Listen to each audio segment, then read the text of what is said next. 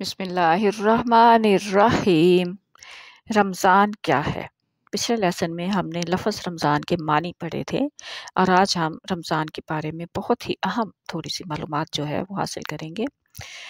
اعوذ باللہ من الشیطان الرجیم، بسم اللہ الرحمن الرحیم۔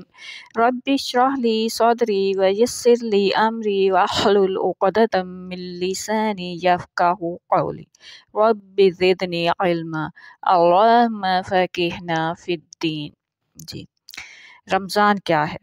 رمضان کا مہینہ ان مقدس ایام کی یاد دلاتا ہے جس میں قرآن کریم جیسی کامل کتاب کا دنیا میں نزول ہوا تھا۔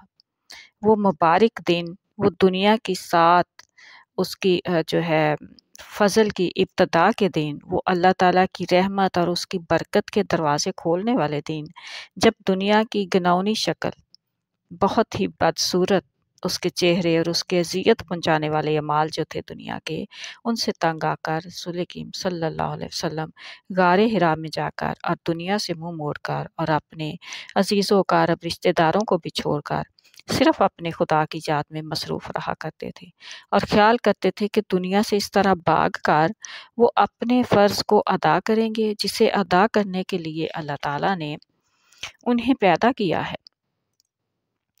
انہی تنہائیوں کی گھڑیوں میں اور جدائی کے اس وقت میں اور اسی طرح کے غور و فکر کی جو لمحے تھے اس میں رمضان کا مہینہ آ گیا تھا۔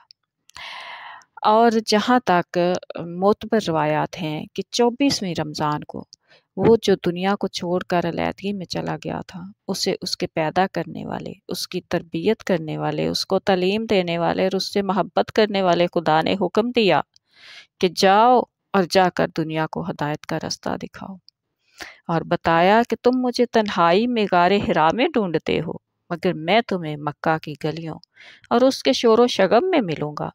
جاؤ اور اپنی قوم کو پیغام پہنچا دو کہ میں نے تم کو ادنا حالت میں پیدا کیا اور پھر ترقی دے کر اس لیے دنیا میں نہیں بھیجا کہ کھاؤ پیو اور مر جاؤ اور تم سے سوال نہ کیا جائے، بلکہ تم سے ایک ایک بات کا سوال کیا جائے گا۔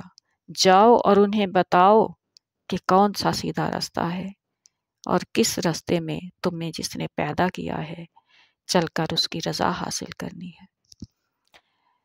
اس کو مزید جاری رکھیں گے اگلے لیسن میں۔ السلام علیکم ورحمۃ اللہ وبرکاتہ۔